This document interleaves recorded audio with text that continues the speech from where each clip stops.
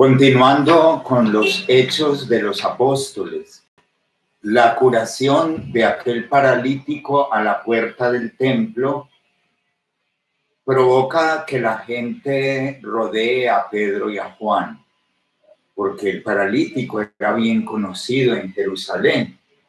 Y es cuando estos dos apóstoles proclaman ante el pueblo y ante las autoridades judías que no han sido ellos quienes lo han curado, que ha sido por el nombre y el poder de Jesucristo el Nazareno, el que ellos las autoridades habían crucificado, habían colgado del madero y había resucitado. Es el acontecimiento de la curación del paralítico como lo que hace que se desencadene en torno a Pedro y a Juan una multitud de personas, al principio curiosas, asombradas, luego adheridas de corazón al Señor Jesucristo, que poco a poco se van haciendo bautizar y van configurando esa primera comunidad creyente. Pero a la vez es eso, esa chispa que va prendiendo el fuego del resucitado, lo que provoca la persecución por parte de las autoridades. Y por eso, en estos días de la cincuentena pascual, en la Eucaristía de cada día, hemos venido leyendo los Hechos de los Apóstoles. Y si ustedes han seguido paso a paso, día a día, hemos visto hermosamente cómo han sido entresacados aquellos capítulos para darnos una visión secuencial de la vida de la primera comunidad.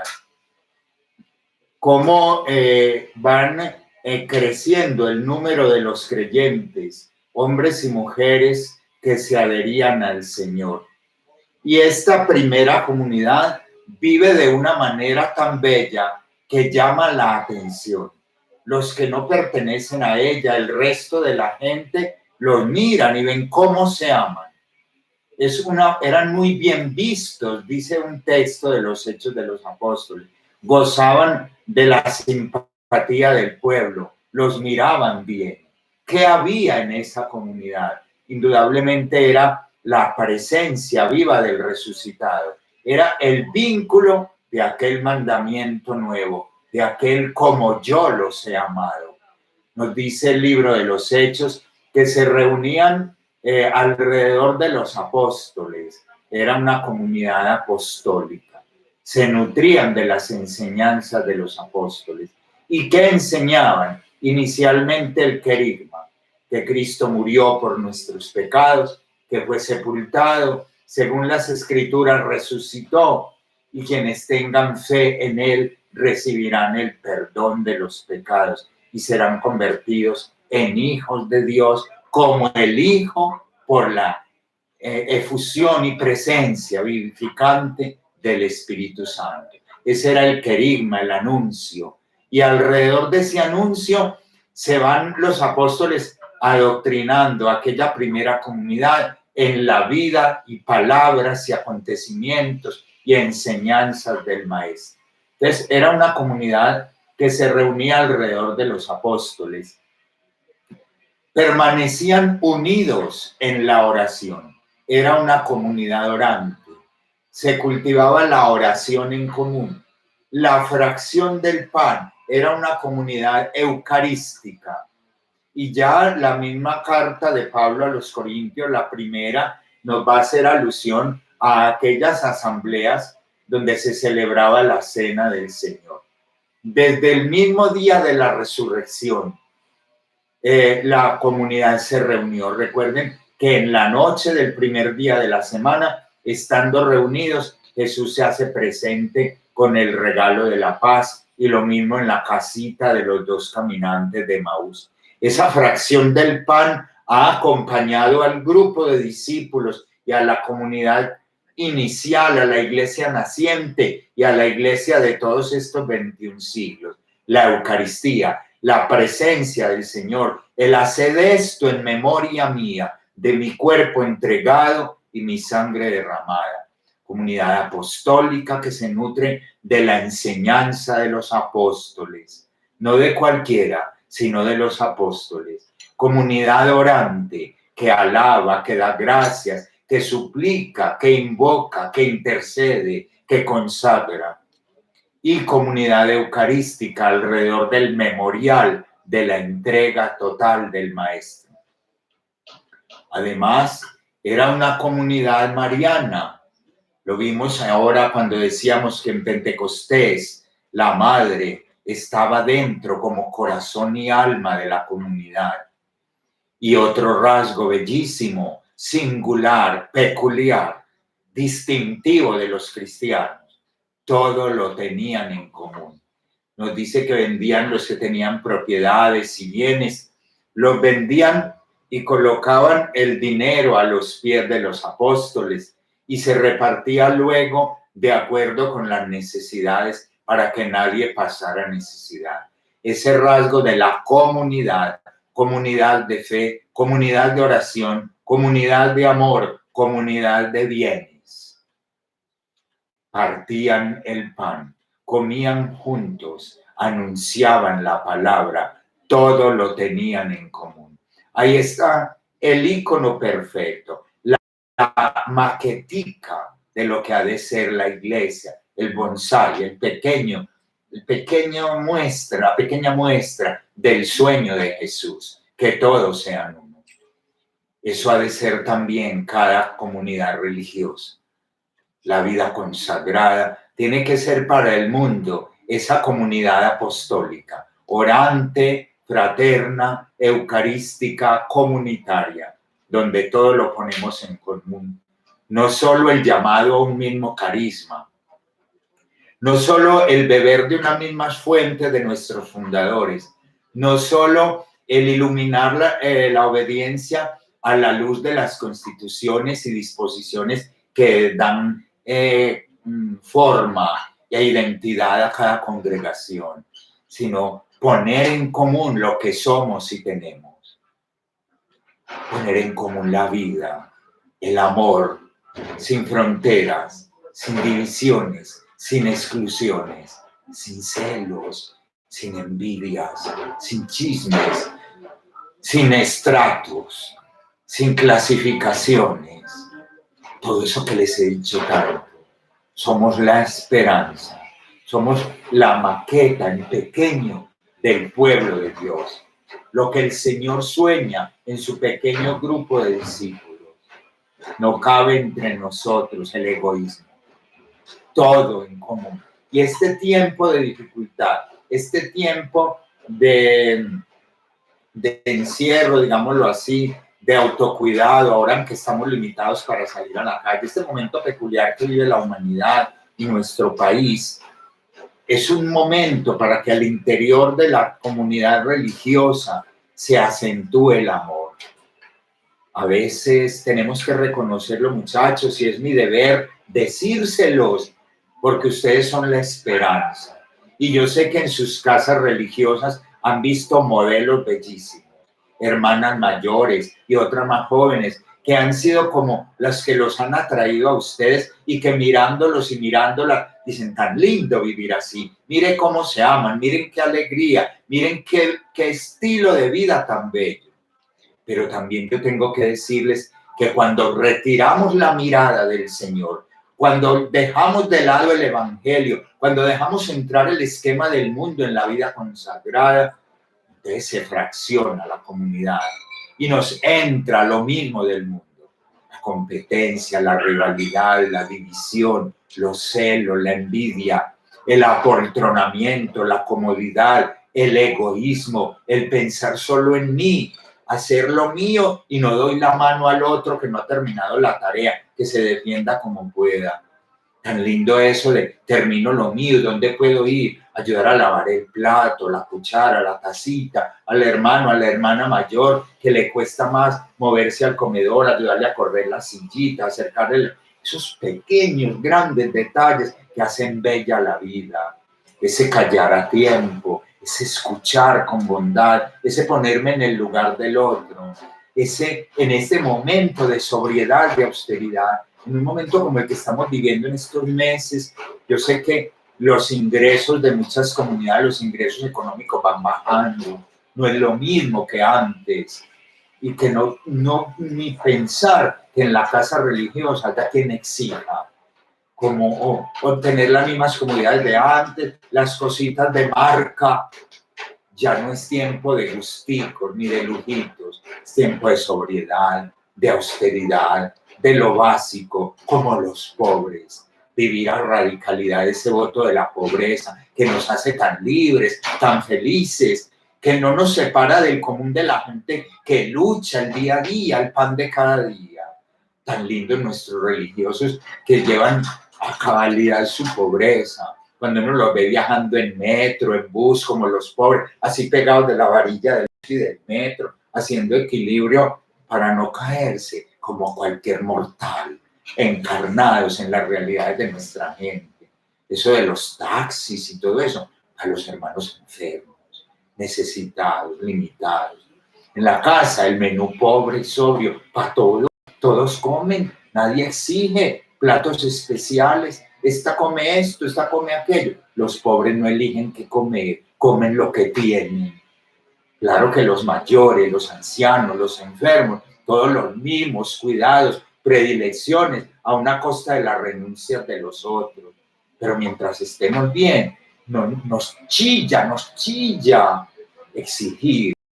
Eso es una bofetada al pueblo de Dios pobre, que tiene que rebuscarse la comidita de mil maneras. Encarnémonos en esa la comunidad creyente de la época de los apóstoles. El tiempo es otro regalo precioso para compartir. Esa escucha, esa capacidad de acoger al hermano, de sintonizar con las distintas generaciones que se dan al interior de la dinámica de la vida en la casa religiosa.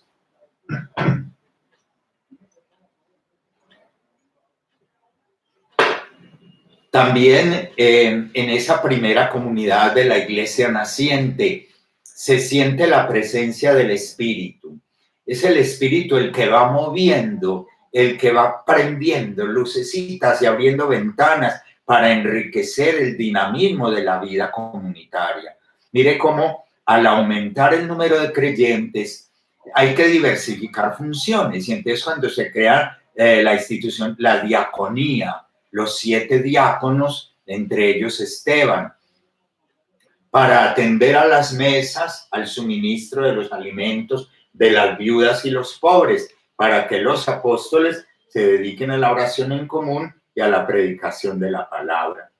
Es esa escucha del Espíritu, esa lectura de fe de los desafíos, de las necesidades, de los retos, interrogantes, circunstancias, de los momentos concretos en que se mueve nuestra vida consagrada. Una apertura, nada está prefabricado y determinado para siempre. Es una apertura, una escucha a los movimientos interiores de amor que el Espíritu suscita. Y esos movimientos surgen como respuesta a las necesidades. Y la única razón que mueve es el reino. ¿Cómo anunciar el reino en estas circunstancias? ¿Qué hay que cambiar? ¿De qué hay que ceder? ¿Qué hay que modificar? ¿Qué hay que abrir? ¿Qué hay que cerrar? Libertad, movilidad, docilidad al Espíritu para que fluya lo único fundamental que es el amor. En este momento necesitamos esa apertura. Lindo esas comunidades religiosas que andan en esos procesos de resignificación, de carisma, de reestructuración, de reorganización, de reestructuración y todos de conversión al Evangelio. Volver a las fuentes de los fundadores, sí, pero primero hay que volver a las fuentes de la palabra. La lección divina tiene que ocupar un lugar prioritario en la vida consagrada, porque los fundadores se nutrieron de evangelio y si vivieran hoy estarían adaptando su carisma a las exigencias evangélicas de los contextos actuales. Apertura, muchachos, escucha la voz del Espíritu, apreciar el tesoro, el legado de las generaciones mayores. Ellos son libros abiertos pero también sintonía al grito del mundo que reclama hoy signos creíbles en la vida consagrada, de que es bello, valioso, noble, gratificante, hermoso vivir así. La primera comunidad nos da ejemplo, pues, de esa fraternidad a toda prueba a la que tenemos que apostarle. La valentía, el testimonio llevado al extremo también va dibujándose en esa primera comunidad creyente. Los signos que los apóstoles hacen, hay curaciones, por donde pasan los apóstoles brota la alegría. Por allá hay un versículo muy lindo que dice, y toda la ciudad se llenó de alegría, a donde bajó Felipe, uno de los apóstoles, o pudo haber sido el otro Felipe, uno de los 7 diáconos, cuando baja a Samaria a predicar a Cristo, y dice, la ciudad se llenó de alegría. Otros versículos, Lucas dice hermosamente, la palabra de Dios cundía, se propagaba, y la iglesia gozaba de paz en Galilea, en Samaria, en Judea. Pero todo eso va incomodando y poniendo como en ascuas a las autoridades. No pueden permitir que sigan hablando de ese, así lo llaman, cuando apresan a los apóstoles y les prohíben terminantemente hablar en nombre de ese. Y los meten a la cárcel y el ángel del Señor los libera. Y cuando van por ellos para llevarlos al tribunal, el calabozo está vacío. Es hermoso eso, es la llama incontenible del Evangelio. Y los detienen allí y ya están por allá predicando. Y los echan de allí y se van para allá, pero no a callarse, a resucitar. Cárcel, tribunales, azotes, amenazas, pero la respuesta es una sola. Hay que obedecer a Dios antes que a los hombres.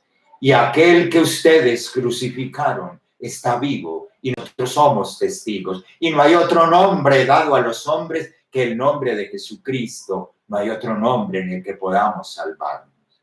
Y ese tiene que seguir siendo nuestro querigma. No es otro el anuncio. Cristo muerto y resucitado. Salvación para todo el que crea en él. Todo el que se acerque a nuestra casa religiosa, a nuestra vida, a nuestro caminar, tiene que impregnarse del anuncio de aquella madrugada, de aquel primer domingo, que no han podido callar los siglos. La alegría pascual, el optimismo, la esperanza, la confianza en lo imposible, en lo que para muchos es utopía, el triunfo del amor llevado al extremo, tiene que caracterizar tu mirada, tus gestos, tus proyectos, tu emprendimiento, tu escala de valores, tu compromiso, tu dinamismo, tu alegría, tu fidelidad. Por eso hay que permanecer fijos los ojos en Jesús, estrecha, entrañable la relación de amor con el Maestro, intensa la oración, sosegados tus ratos de contemplación de los divinos misterios. De ahí brota una llama inapagable, son raíces profundas las que crecen, que ningún huracán podrá derrumbar. Ellos se nutrían de palabra de Dios alrededor de los apóstoles, se nutrían de la oración, de la fracción del pan, y así unidos al Maestro, la consecuencia lógica era amarse como Él nos amó, hasta ponerlo todo en común y hasta dar la vida. Ya vemos a Esteban, el primero en proclamar con la vida y con la sangre bajo la lluvia de piedras la gloria del resucitado. Veo el cielo abierto y al Hijo del Hombre a la derecha de Dios. Después de hacerles todo un recuento en un hermoso discurso en que Esteban recoge las maravillas de Dios con el pueblo elegido, partiendo desde los patriarcas, la esclavitud de Egipto, la liberación, la travesía del desierto, la instauración en la tierra prometida. Quiere tocar el corazón de quienes le escuchan, que son los sacerdotes, los letrados, las cabezas del pueblo elegido, tocar sus corazones y hacerles ver que las esperanzas de Israel han llegado al culmen del cumplimiento del Dios fiel en la persona de su siervo Jesús. Y aquello desencadena toda esa rabia, esa furia, le rechinaban los dientes cuando dice, veo el cielo abierto y a Jesús a la derecha de Dios. Y bajo la lluvia de piedras, Esteban se identifica con el Maestro con dos de sus palabras. No les tengas en cuenta ese pecado. Es un eco de aquello. Padre, perdónales porque no saben lo que hacen. Y luego de rodillas, a tus manos encomiendo mi espíritu. Lo mismo del Maestro. Y la muerte de Esteban es la chispa que prende el cañaveral. Como dice el refrán paisa, no hay mal que por bien no venga. Esa sangre de Esteban hizo florecer 1000 flores rojas, 1000 antorchas de luz. Ese mismo día se desató una persecución. Hay que acabar con ese movimiento que habla de ese tal Jesús que dice que está vivo. Y Pablo, entonces Saulo, que era quien cuidaba las ropas de los que apedreaban a Esteban y era fanático, convencido de su religión, del judaísmo, entra a las casas sacando para la cárcel a quienes andan en el nuevo camino del tal Jesús. Y entonces ese día hay que volarse de Jerusalén. Los van a matar. Y entonces empiezan a huir fugitivos. Esa tarde, me imagino esa noche, huyendo con lo que podamos agarrar, nos fuimos de Jerusalén. Y dice que solos eran los apóstoles. Qué dispersión, como una explosión. Lo que parecería una bomba destructora fue una bomba, fue el reventar de un copo de semillas a los 4 vientos del Espíritu. Se dispersaron, pero iban ligeros de equipaje. No hubo tiempo de llevar otra cosa que ni bastón ni túnica de repuesto, solo en el alma la convicción firme de que el crucificado está vivo. Y es esa riqueza del querigma lo que llevan aquí y allá, a Galilea, a Samaria, a Judea, a los confines con el desierto, a la región de Tiro y de Cesarea, y por todos los confines va cundiendo como una llama incontenible la buena noticia. Hermosas escenas nos muestran los hechos de los apóstoles. Y lo más lindo es que se va abriendo una puerta a los no judíos. Es que Él vino no solo para Israel, sino para todos los hombres de toda raza, lengua, pueblo y nación. Y se van abriendo endijitas.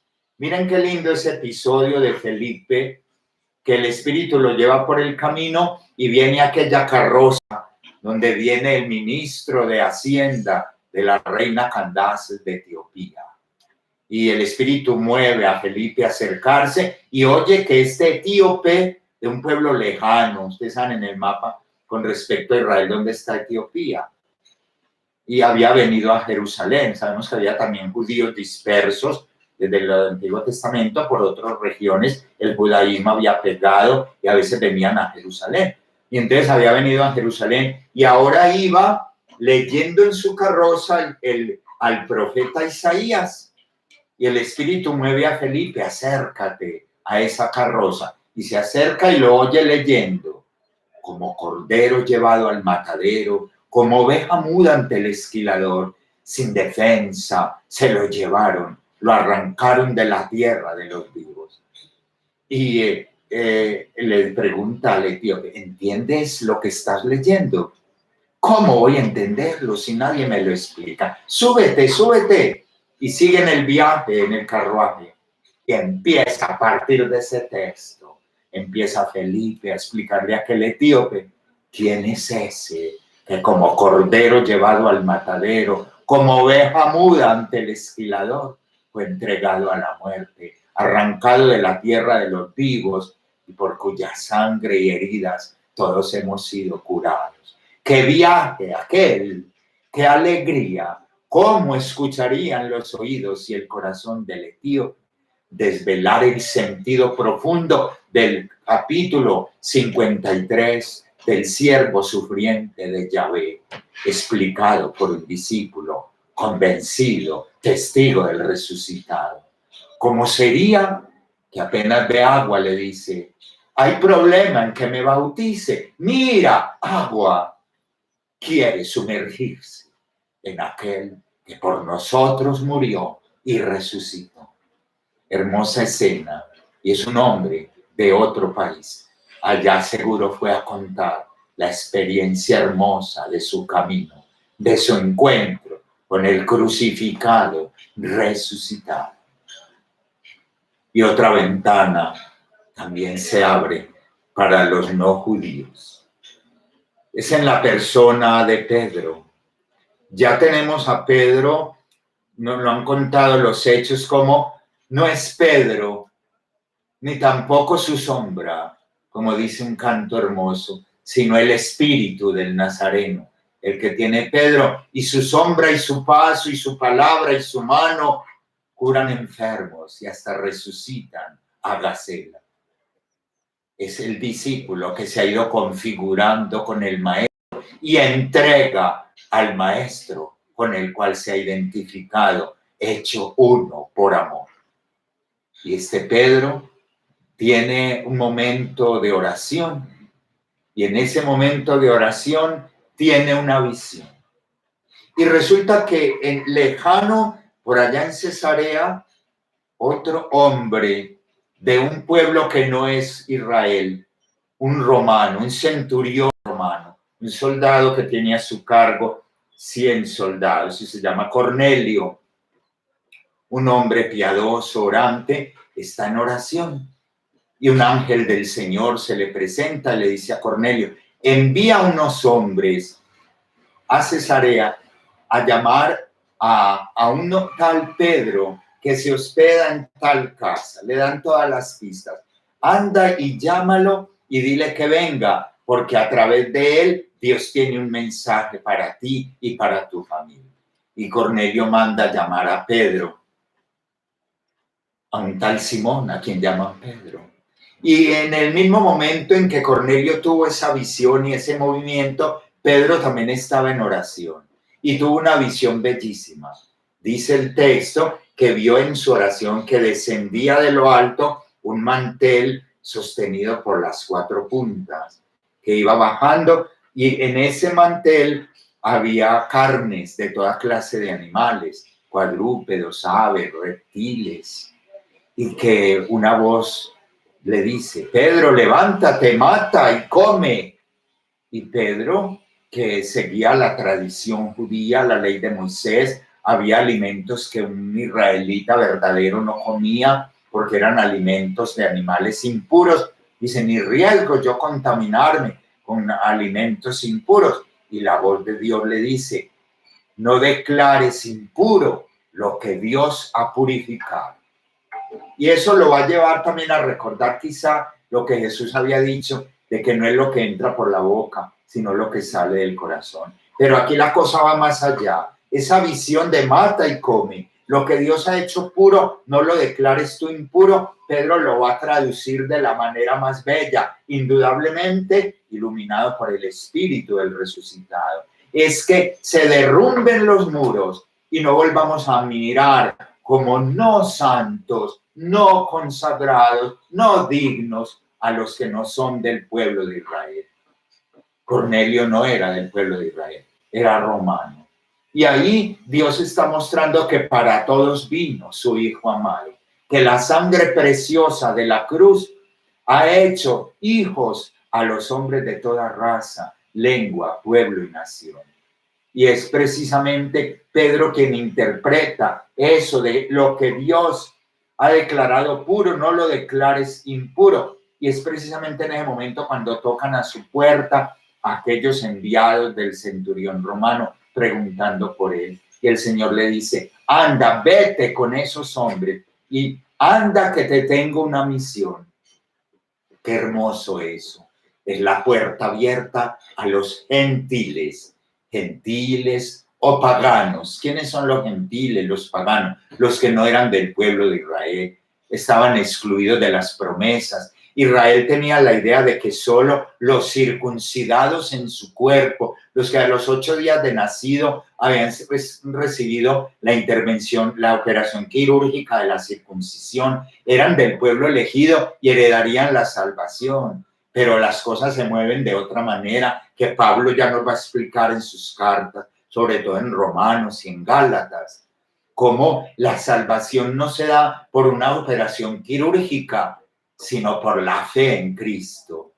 No es por las obras de cumplir al pie de la letra la ley de Moisés, sino por la adhesión a aquel que en sus brazos abiertos en la cruz ha unido todo en sí y ha derribado el muro que separaba a los dos pueblos, israelitas y no israelitas, haciendo la paz por la sangre de su cruz.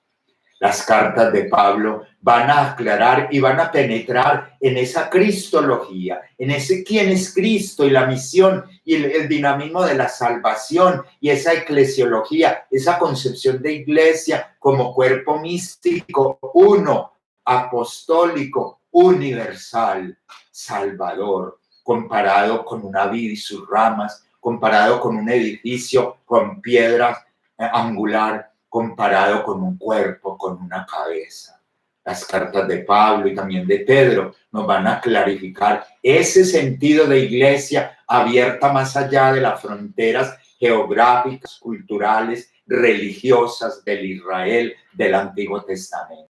Probablemente por ahí va el Espíritu. Ya lo había dicho Jesús, el Espíritu Santo los llevará a la verdad completa. Y eso hace parte de la verdad completa, que también los gentiles han sido llamados y sobre ellos también desciende el Espíritu Santo. Y es lo que comprueban en la casa de Cornelio, cuando Pedro entra y empieza a hablarles y los dos cuentan lo que han visto, se ve a las claras que es Dios quien lo quiere.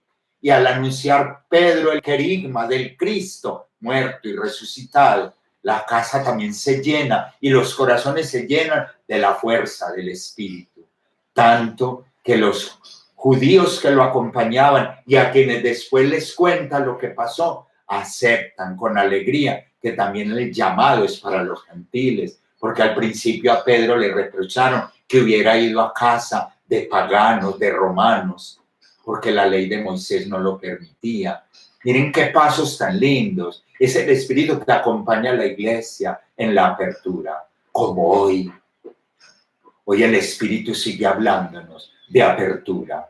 Y el Papa Francisco sí que nos ha ayudado a tener visión de universalidad, de ecumenismo, no solo predicado y escrito, sino vivido en encuentros de cercanía, de fraternidad, de puertas abiertas, de escucha a las distintas manifestaciones de fe, a las distintas búsquedas del amor, de la verdad, de la humanización, a las distintas situaciones que vive el hombre, que vive la naturaleza, que vive el mundo, las comunidades indígenas, el fenómeno mismo de esto de la Amazonía y hoy de la pandemia del COVID-19. Ante todo eso, la iglesia escucha, la iglesia se deja estremecer, la iglesia responde, se ingenia y va al encuentro de los hombres. Eso es Pentecostés hoy, eso es el Espíritu derribando casilleros, de que la iglesia es solo para celebrar la liturgia, para orar, para inclinar los ojos hacia arriba y desentenderse de la tierra. Es la iglesia donde Jesús se encarna y se estremece de dolor y de amor con los hombres crucificados hoy de mil maneras para bajarse a ellos y levantarlos resucitados con él. Esa es la iglesia nueva, en sintonía con los nuevos tiempos, sin miedo de oír otras voces, pero valiente para defender aquello que es innegociable, aquello que viene de las fuentes y que es de la esencia del evangelio y que no se puede negociar, pero en otras cosas que sí se pueden ceder, modificar y abrir, porque no son de la esencia.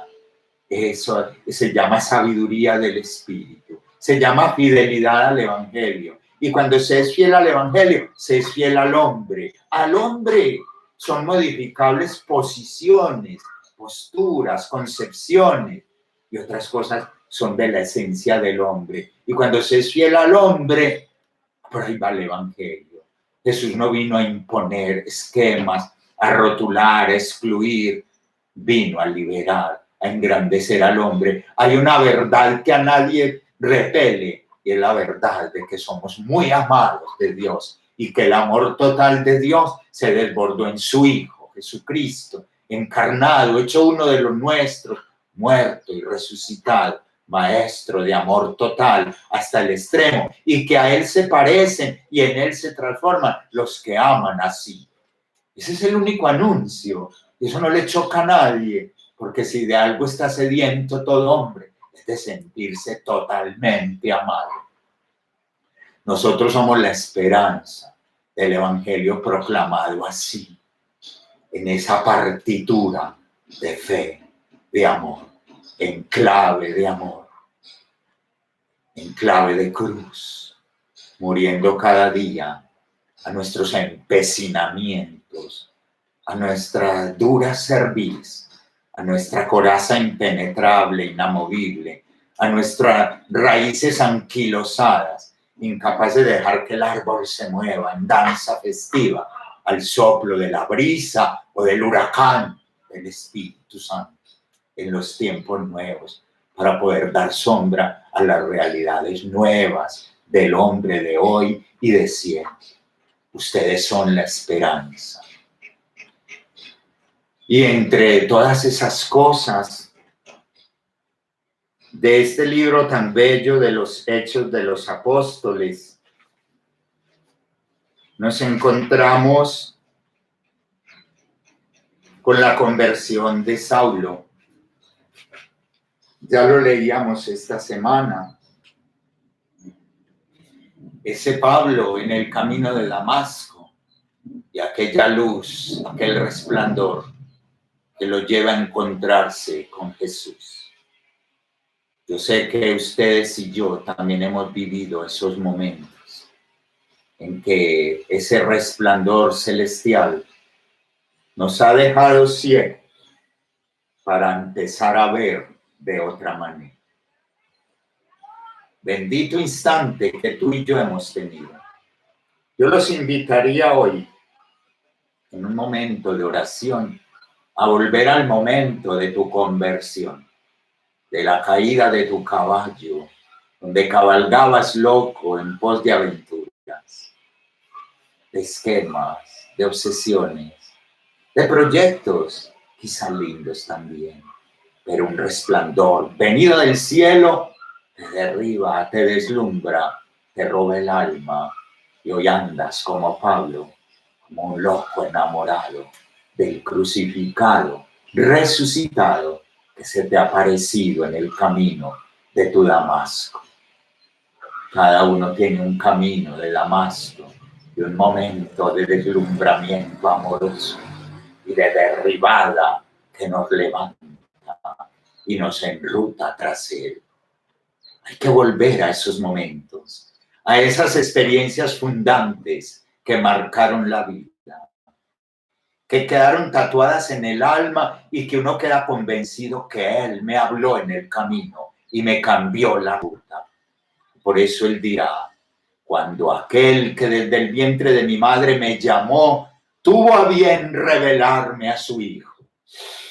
Es el momento más bello en la vida de cualquier hombre, cuando dejamos que el Padre nos revele a su Hijo, porque es un regalo que el Padre da a cada hombre, traerlo hacia su Hijo. Nadie puede venir a Cristo si el Padre no lo atrae con la fuerza amorosa del Espíritu Santo. Es experiencia trinitaria. Y es lo que hay que pedir a Dios Padre, que llame, que atraiga, que seduzca, que encamine a todos los hombres del siglo XXI con la moción poderosa, subyugante, atrayente, enamorada del Espíritu hacia el Hijo Jesucristo. Esa es la puerta por la que hay que entrar y encontrar pastos y cobrar libertad para entrar y salir y navegar en ese océano de amor que es la experiencia de Cristo. Ya de Pablo hablaremos con más calma en ese ir y venir anunciando el evangelio de Jesús. Y todos se asombran. No era este el que venía a llevarse presos a los cristianos, no era este el que los aprisionaba y los mataba, y ahora anda hablando de aquel a quien perseguía, y llega a decir: para mí la vida es Cristo y todo lo estimo basura con tal de ganar a Cristo, de sentir en mí el poder de su resurrección, tomar parte en sus padecimientos, viviendo su misma muerte para llegar un día a la resurrección de entre los muertos. Y ese tesoro de amores lo lleva de barro para que se vea que un don tan grande no es nuestro, sino regalo de Dios. Las cartas de Pablo, tesoro inagotable de fe, de esperanza, de amor, de vida en Cristo. No es cátedra, es llama de amor viva, la que destilan las cartas del apóstol de los gentiles. Tesoro inagotable, fuente de lección divina, en la que todo consagrado, tras las huellas del perseguidor convertido y enamorado, irá creciendo en amor del único Maestro. Yo quiero, muchachos, que de todo esto nosotros miremos como la acción del Espíritu en aquella iglesia naciente y la acción del Espíritu en la iglesia de hoy, y concretamente en el momento de la humanidad hoy. Yo sé que al interior de sus comunidades religiosas, de la gente de tu barrio, del sector donde ejerce el influjo tu comunidad religiosa, la época de estos días de pandemia ha generado un cambio en todos los órdenes. Vas a pensar en oración personal y grupal. Cómo se ha manifestado el Espíritu ahí, cómo como un nuevo Pentecostés se han despertado nuevas posiciones, nuevas maneras de encarar el Evangelio, de crecer y ahondar en la vida interior, en la vida de unión con Cristo, de acercamiento a la palabra y en la configuración de esa iglesia doméstica, de esa pequeña comunidad creyente. Los linderos del apostolado se han estrechado en estos días, pero tienen que haberse dilatado los linderos del alma, del discípulo y de la visión soñadora del apóstol para cuando todo esto pase. Ya los que irán y vendrán como apóstoles enamorados no pueden ser los mismos. Esta experiencia que estamos viviendo estos meses nos tiene que marcar. Es un nuevo llamado, es un nuevo cambiar la farola, sin rutar la pista y la ruta por otro lado, con otro enfoque. El corazón tiene que haberse tocado estos días. Tanto dolor, tanto gemido, tanto clamor y a la vez tantas manos extendidas, tanto abrazo solidario, tanta oración, tanta revisión, tanto tiempo para estar dentro de uno y dentro de casa y con todos y con Él. Tiene que hacernos otros, tiene que haber frutos del Espíritu, cuáles empiezan ya a florecer en tu casa religiosa y al interior de tu discernimiento. Mucha atención, muchachos. Tarea pendiente para que me escriban al correo. Quiero ver en el transcurso de la semana, sobre todo hacia sábado y domingo, que tengo más tiempo de entrar a mirar lo que tenemos pendiente sobre esta es mi hora. Acuérdense en el Evangelio de Juan, cuando dice, esta es mi hora, la hora de Dios, la hora de la glorificación, la hora de la cruz y la resurrección. Yo también les decía, me van a escribir, porque muchacho, esta es tu hora. Este momento de tu vida es la hora de Dios en ti.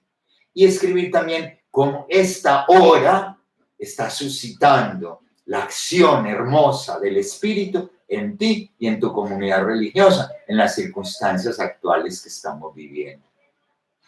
Ya los hechos de los apóstoles nos van llevando pues más allá del mapa de Israel. Los perseguidos con la muerte de Esteban fueron a otras partes. Iban llegando a Sicilia y a Chipre y a Antioquía. Y en Antioquía va a florecer una nueva comunidad, hija de la de Jerusalén. Hay un nexo y por eso de Jerusalén mandan allá a Antioquía a ver cómo van las cosas. va Bernabé, es otro personaje que sin haber sido el grupo de los 12, hijo de la consolación, es el lazo entre la iglesia de Jerusalén y los nuevos huertos que florecen en tierra de griega, en tierra fenicia, en tierras del Mediterráneo, en las costas allá en la Antioquía del Asia Menor. Es la iglesia que se va expandiendo. Es el espíritu que como brisa, como viento, esparce semillas. Cuando vemos nosotros en el tejado de la casa una hierba y quién se subió a sembrar eso allá, el viento trajo semillas. En tu huerto, en tu patio, una flor que nadie sembró, el viento trajo semillas. El espíritu por eso se compara con el viento, porque trae semillas del Padre y del Hijo y las siembra donde quiere. Y así florecían las comunidades unidas a la primitiva de Jerusalén. Confiesan lo mismo, que Cristo murió por nuestros pecados, según las Escrituras, que fue sepultado y resucitó según las Escrituras, que se apareció a Cefas y luego a los 12 y a Santiago y a más de 500 y a todos los apóstoles. Y Pablo dice, y por último también a mí. Y es esa misma fe, y ese mismo mandamiento del amor, y esa misma esperanza en la plenitud de un reino, donde Dios será todo en todo. Es un mismo hilo. Allí y allá creen lo mismo, esperan lo mismo y aman de la misma manera. Es la iglesia una, apostólica, católica, porque abarca todos los pueblos, razas y culturas. Esa es tu iglesia y mi iglesia, la iglesia nuestra, en la que Jesús sigue convocando y llamando. Tan lindo hoy entrar en el elenco de los valientes seguidores del Maestro, ser chispas de una llama que los siglos no han podido apagar. Y hoy ser llamados, primero a ser muy humanos y plenamente humanos, haciéndonos cristianos, seguidores del modelo de hombre, Cristo, el Señor, Dios y hombre. Y luego, por predilección de Él, llamados a un seguimiento radical, paso a paso, en pobreza, castidad y obediencia, totalmente donados al amor, crucificados y muertos con Él por amor, hechos ofrenda de alabanza al Padre, pan partido en servicio a todos los hombres. Y por lo mismo, porque hemos corrido el reto de morir con Él, resucitamos con Él a una vida plena que ya es anticipo del cielo. Nos acompaña la Virgen, Madre de la Iglesia, Reina de los Apóstoles, modelo de todo consagrado a Dios. Tarea, orar, escuchar al Espíritu y escribirme, porque esta es tu hora y porque esta para tu comunidad religiosa es la hora de la renovación del Espíritu Santo. Feliz semana, unidos en la oración.